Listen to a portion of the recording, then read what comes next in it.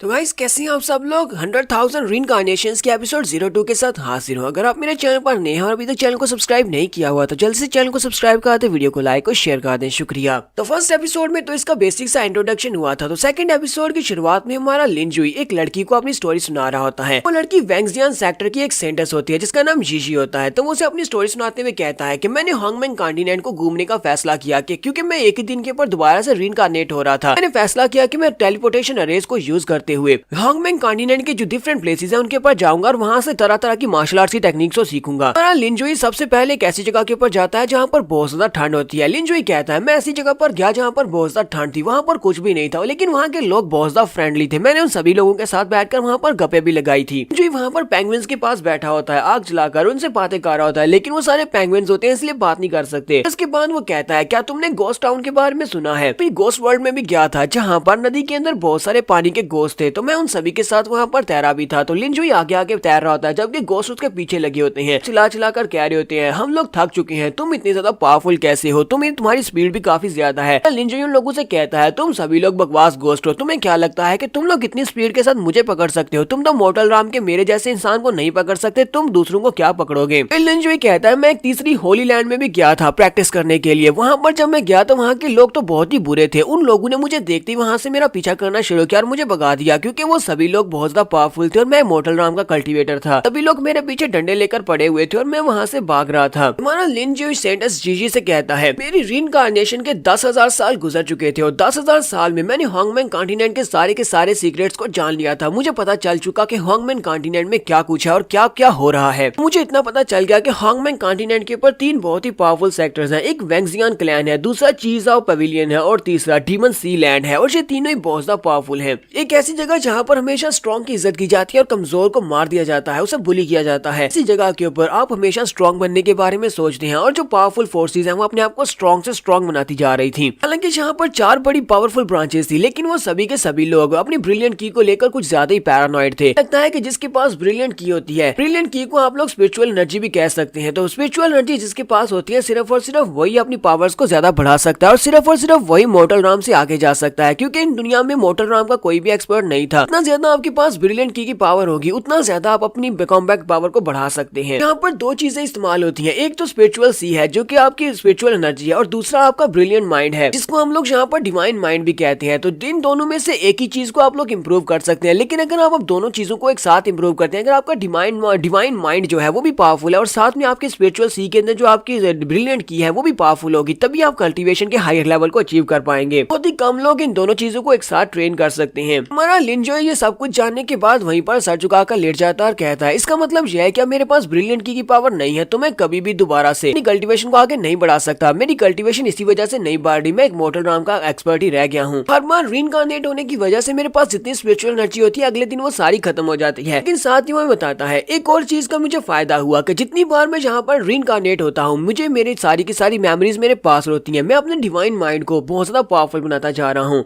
इसका मतलब यह है कि मेरे पास जो डिवाइन माइंड है वो इन्फिनिटली बहुत ज्यादा स्ट्रांग होता जा रहा था। अगले 50,000 साल तक मेरे पास जो ब्रिलियंट की थी वो सारी वहीं पर स्टक रही, यानी कि मोर्टल राम में स्टक रही, मेरी ब्रिलियंट की जरा भी नहीं बढ़ी। लेकिन मुझे 50,000 साल के बाद इतना अंदाजा तो हो ही गया था कि यहाँ पर ब्रिलियंट की का इतना ज्यादा ताल्लुक नहीं है जितना ज्यादा हम इस डिवाइन माइंड का है। कि अगर आपको अल्टीमेट स्ट्रेंथ चाहिए तो आप सिर्फ और सिर्फ ब्रिलियंट की को ही यूज नहीं कर सकते बल्कि डिवाइन माइंड को भी यूज कर सकते हैं। लिनजुई ने डिवाइन माइंड की पावर को हासिल करने के बाद अपनी 2 उंगलियों के साथ ही वो स्लैश लगा सकता है। वो आसमान के ऊपर एक स्लैश लगाता है तो वहाँ पर एक दादा पोता होते हैं, वो आसमान की तरफ देखते हैं। ग्रैंडसन अपने ग्रैंडपा से कहता है ग्रैंडपा आसमान की तरफ देखो वहाँ पर क्या है कि वो माउंटेन पूरी की पूरी डिस्ट्रॉय हो गई है। तो लिनजुई सिर्फ अपनी उंगली को घुमाकर पूरी की पूरी माउंटेन को डिस्ट्रॉय कर सकता था। ये 50,000 साल पहले की बात थी। लिनजुई कहता है तो यहाँ पर मेरे पास ब्रिलियंट की पावर तो नहीं थी लेकिन ब्रिलियंट की जगह के ऊपर मेरे पास डिवाइन माइंड था जो कि पहले से ज्यादा पावरफुल हो चुका है और डिवाइन माइंड को यूज करते हुए मैं पावर्स को डिस्प्ले कर सकता हूँ। लिनजुई जीजी को बताता है कि 70,000 साल गुजर जाने के बाद मैं कॉन्टिनेंट की जितनी खूबसूरत लड़कियां थी उन सभी की सभी लड़कियों के साथ मैं सो चुका था। हमारा लिनजुई प्रिंसेस जीजी को बता रहा होता है कि उसने पिछले 100,000 ईयर्स में क्या कुछ किया है, वो अपने कारनामे से बताता है। फाइनली यहाँ से हमारी सीरीज की शुरुआत होने वाली है तो हमें जीजी दिखाई जाती है। जीजी उसे कहती है तुम्हारे कहने का मतलब ये है कि तुमने ग्रेट मास्टर सुमेर को डीमन सील के अंदर से जाकर आजाद करवाया और सिर्फ इतना ही नहीं बल्कि पिछले 1 लाख साल से तुम दोबारा से एक ही दिन में दोबारा से रीइंकार्नेट होते आ रहे हो। तो हमारा लिनजुई से कहता हाँ ये बात वाकई में सच है, यही वो एक ग्लोरियस थिंग है जो कि मैंने अपनी जिंदगी में की है। तो जीजी उसकी बात सुनने के बाद उससे कहती है क्या तुम्हें लगता है कि मैं तुम्हारी इन सारी बकवास बातों के ऊपर भरोसा कर लूंगी? मुझे तो लगता है कि तुम्ही ने मुझे पॉइजन दिया है। हमारा लिन जो से कहता है तुम्हें यहाँ पर परेशान होने की जरूरत नहीं है, मेरे पर भरोसा करो, मैं उन लोगों के साथ नहीं हूँ जिन्होंने तुम्हें पॉइजन दिया है, मेरे साथ आओ, मैं तुम्हें बचा सकता हूँ। लेकिन वो उसकी बात को इग्नोर करते हुए सामने की तरफ चल पड़ती है और कहती है मुझसे दूर रहो, मुझे लगता है कि तुम एक बुरे इंसान हो, मैं तुम्हें फॉलो नहीं करूंगी। वो चलती हुई आगे की तरफ बढ़ी होती है। हमारा लिन जो से कहता है तुम बस थोड़ा सा आगे बढ़ो, जैसे तुम थोड़ा सा आगे बढ़ोगे कुछ ही सेकंड में तुम्हारे सामने कुछ लोग अपने हाथ में मिसालें लेकर खड़े होंगे, लोग तुम्हें पकड़ने के लिए आए हैं, तुम आगे बढ़ोगी वो तुम्हें पकड़ लेंगे। तो जीजी उसे कहती है बस भी करो, मैं तुम्हारी किसी बात पर भरोसा नहीं करने वाली। तुम्हें क्या लगता है कि अचानक से यहाँ पर आगे से कोई निकल आएगा? अगर कोई निकल भी आया तो मैं वापस तुम्हारे पास नहीं आने वाली। जैसी वो थोड़ी सी आगे बढ़ती है तो उसके सामने दो लोग होते हैं, उनके हाथ में मिसालें होती हैं और वो कहते हैं हमें प्रिंसेस मिल गई है, चलो जल्दी से उसके पीछे चलो, उसे पकड़ लो। वो दोनों बड़ी स्पीड से भागते हुए उसकी तरफ आगे बढ़ते हैं, जबकि प्रिंसेस भी काफी ज्यादा घबरा जाती है और चिल्लाकर कहती है कोई मुझे बचाओ। तो वो दोनों गुंडे उसकी तरफ आगे बढ़े होते हैं और कहते हैं चलो जल्दी से पकड़ लो वरना यंग मास्टर में बिल्कुल भी नहीं छोड़ेंगे। तो प्रिंसेस जीजी भी जल्दी से जंप करते हुए पीछे की तरफ हट आती है और माले लिंजुई के पास आती है और उसे कहती है प्लीज मेरी हेल्प करो, इन लोगों को रोको, मुझे बचा लो। वो जल्दी से भागती हुई माले लिंजुई के पीछे आकर छुप जाती है। लिंजुई कहता है मुझे बताओ क्या तुम्हें मेरी बात के ऊपर भरोसा हो रहा है? वो उसे कहती है हाँ मुझे तुम्हारे पर पूरा यकीन है। तो लिंजुई से कहता है तो फिर ठीक है, फिर मुझसे एक बात का वादा करो, एक बार मैं यहाँ पर इन लोगों से निपट लूं उसके बाद तुम्हें मेरे साथ आना होगा। प्रिंसेस कहती है हाँ ठीक है मैं तुम्हारे साथ आऊंगी। तो लिंजुई उन दोनों गुंडों को वहीं पर मार देता है। उन दोनों को मारने के बाद वो प्रिंसेस जीजी को अपने साथ लेता है और कहता है मेरे साथ आओ। वो उसे अपने साथ लेते हुए एक बड़े से पेड़ के पास पहुंच जाता है। वो पेड़ अंदर से खोखला होता है। वो उसे कहता है चलो ठीक है आप जल्दी से इस पेड़ के अंदर चले जाओ, इसके अंदर एक सीक्रेट पैसेज है, तुम्हें यहाँ पर इसके अंदर पहले जाना होगा। वो उसे कहती है लेकिन तुम मुझे अंदर क्यों लेकर जाना चाहते हो, इसके अंदर क्या है और मुझे ये बताओ कि ये सीक्रेट पैसेज कहाँ पर खुलता है। तुम्हारा लिन जो ऐसे कहता है मैं तो इस सीक्रेट पैसेज को बहुत बार इस्तेमाल कर चुका हूँ, तुम्हें अंदर जाने का इसलिए कह रहा हूँ क्योंकि एक बार तुम इसके अंदर जाओगी तो दूसरी तरफ जब तुम निकलोगी तो वहाँ पर वो लोग खड़े होंगे जो लोग तुम्हें मरवाना चाहते हैं, जिसने तुम्हें पॉइजन दिया और जिसने तुम्हारे पीछे लोगों को भेजा था वो तुम्हें वहाँ पर दिखाई देगा। क्या तुम उन लोगों को चेक नहीं करना चाहती? क्या तुम जानना नहीं चाहती कि तुम्हें पॉइजन किसने दिया है? तो प्रिंसेस उसे कहती है हाँ क्यों नहीं, मैं उसको देखना चाहती हूँ, मुझे एक बार वो मिल जाए उसके बाद देखना मैं उसका क्या करती हूँ। वो बंदा जिसने मुझे नुकसान पहुंचाने की कोशिश की मैं उसे मार डालूंगी। हमारा लिन जो से कहता है तो फिर चलो जल्दी से अंदर आ जाओ। तो वो दोनों सीक्रेट पैसेज के अंदर चले जाते हैं। थोड़ी देर उसके अंदर चलने के बाद जब वो दूसरी तरफ से बाहर निकलते हैं प्रिंसेस जीजी हमारे लिन जो से कहती है यहाँ पर तो कोई भी नहीं है, तुमने क्या मुझे बेवकूफ बनाया है? तो लिन जो से कहता है जरा सब्र करो, वहाँ पर सामने देखो वो लोग पहुंच आए हैं। तो जैसे वो लोग सामने की तरफ देखते हैं तो वहाँ पर उनके सामने एक यंग मास्टर होता है और उसके साथ दो गार्ड्स होते हैं। जो कहता है लो यही वो लोग हैं जिन्होंने तुम्हें पॉइजन दिया था। तो यंग मास्टर वही है जिसने पहले दिन हमारे जुंजी की जान ली थी। यंग मास्टर जिसका नाम सीटू जोई है, तो वेंगजियान पवेलियन के एक मास्टर जिसका नाम जान है, वो एक सुप्रीम एल्डर है, उसका बेटा है। इसी वजह से ये बहुत ज्यादा एरोगेंट है। वो हमारी प्रिंसेस जीजी को देखते ही कहता है ये कभी नहीं अभी तक होश में कैसे है? मैंने उन बेवकूफों को कहा था कि बेहोश होने के बाद इसे उठाकर ले आना। प्रिंसेस भी चिल्लाकर उसे कहती है सीटू जोई ये तुमने क्या किया है? तुम्हारी हिम्मत कैसे हुई मुझे पॉइजन देने की? क्या तुम मुझे मरवाना चाहते हो? मुझे ये बताओ कि तुमने मुझे कौन सा पॉइजन दिया है, ये किस किस्म का पॉइजन है? सीटू जोई उसे कहता है मैंने तुम्हें यहाँ पर एक स्पेशल पॉइजन दिया है जिसको चार्म पॉइजन कहते हैं। एक ऐसा पॉइजन है जिसका असर होने के बाद तुम्हें मुझसे प्यार हो जाएगा। ये एक बहुत ही स्पेशल पॉइजन है। ये सब कुछ इसलिए कर रहा हूँ क्योंकि तुम्हारे पास एक बहुत ही स्पेशल बॉडी है। अगर तुम्हारे साथ मैंने डुअल कल्टीवेट कर लिया तो तुम्हारी बॉडी के अंदर जितनी एनर्जी स्टोर है वो सारी की सारी मुझे मिल जाएगी और मेरी एनर्जी बहुत ज्यादा पावरफुल हो जाएगी और मैं बहुत ही हाई लेवल तक पहुंच सकता हूँ। साथ ही उसकी नजर जब लिनजुई के ऊपर पड़ती है वो उसकी कल्टीवेशन देखने के बाद कहता है प्रिंसेस जिंजी ये क्या तुम एक मॉर्टल राम के कल्टीवेटर के साथ क्यों घूम रही हो? ये तो एक कचरा है, तुम्हें कचरे के जैसे लोगों के साथ नहीं घूमना चाहिए। यहाँ पर हमारा लिनजुई उसकी बात सुनने के बाद हल्का सा मुस्कुराता है और हमें यहाँ की इनकी बेस के बारे में बताता है। वो कहता है इस दुनिया में कल्टीवेशन ही सब कुछ है। इन सभी लोगों को लगता है कि हमारा कल्टीवेशन लेवल ही डिफाइन करता है कि हम कितने पावरफुल हैं और हमारा लेवल क्या है। हांगमैन कॉन्टिनेंट में सबसे ऊपर ह्यूमनली एम्परर राम आती है, उसके नीचे ट्रांसेंडेंट राम आती है, फिर रीइंकार्नेशन राम आती है, उसके बाद यूनिवर्सल डिग्री राम आती है, फिर स्पिरिट राम आती है और उसके बाद लास्ट के पर मोर्टल राम आती है। मोर्टल राम जो कि इस वक्त मेरे पास है और मैं सबसे ज्यादा वीक हूँ। मोर्टल राम के लोगों के पास क्योंकि ब्रिलियंट की पावर नहीं होती, इसी वजह से इन लोगों को लगता है कि मोर्टल राम के लोग कचरा हैं। तो लिनजुई कहता है ये बेवकूफ लोग अभी तक इसी बारे में सोचते हैं। इन्हें लगता है कि ब्रिलियंट की पावर ना होने की वजह से हम लोग मोर्टल राम में फंसे हुए हैं और कभी भी लेवल अप नहीं कर सकते। लेकिन अफसोस कि इन लोगों को ये नहीं पता कि मेरी कल्टीवेशन लेवल इनके ह्यूमनली एम्परर से भी ज्यादा है। मास्टर सीटू जोई अपने साथ जो दोनों गार्ड्स होते हैं उनको अटैक करने के लिए आगे भेजता है और कहता है इस लड़के को मार डालो, प्रिंसेस को पकड़ा मेरे पास लेकर आओ। तो वो दोनों बड़ी स्पीड से उसके ऊपर अटैक करने के लिए आगे बढ़ते हैं। दोनों के पास उनकी तलवारें होती हैं। दोनों एक साथ जंप करते हुए हमारे लिंजुई के ऊपर अटैक करने लगे हैं। जैसे वो लिंजुई के करीब पहुंचते हैं, हमारा लिंजुई अपने पास एक छोटा सा नाइफ निकालता है। छोटा सा नाइफ निकालने के बाद सामने की तरफ घुमाते हुए एक स्लैश लगाता है। स्लैश इतनी ज्यादा पावरफुल होती है कि वो दोनों के दोनों गार्ड उसके साथ हिट होते हैं और वहीं पर गिरकर मर जाते हैं। इसके साथ साथ जंग मास्टर सीटू भी देखकर बहुत ज्यादा हैरान हो जाता है। हमारा लिंजुई उन दोनों को मारने के बाद जंग मास्टर सीटू से कहता है, अगर मैं यहाँ पर एक मोर्टल राम का एक्सपर्ट भी हूँ, फिर भी तुम्हारे जैसे कमजोर लोगों को मारना मेरे लिए बिल्कुल ऐसे ही जैसे कि मैं कमजोर चिकन्स को मार रहा हूँ। जंग मास्टर सीटू जोई भी काफी ज्यादा घबरा जाता है और कहता है, ऐसा कैसे हो सकता है? तुमने मेरे पावरफुल कल्टीवेटर्स गुलामों को कैसे मार दिया? तुम्हारे पास इतनी स्ट्रेंथ कहाँ से आई? तुम तो सिर्फ एक मोर्टल राम के एक्सपर्ट हो। मुझे बताओ कि तुम कौन हो? तो यहाँ पर हम लोग अपनी सेकंड एपिसोड का एंड करेंगे। एपिसोड की एक्सप्लेनेशन अच्छी लगी हो तो कमेंट करके जरूर बताइएगा। चैनल को सब्सक्राइब कर दे, वीडियो को लाइक और शेयर कर दे। शुक्रिया।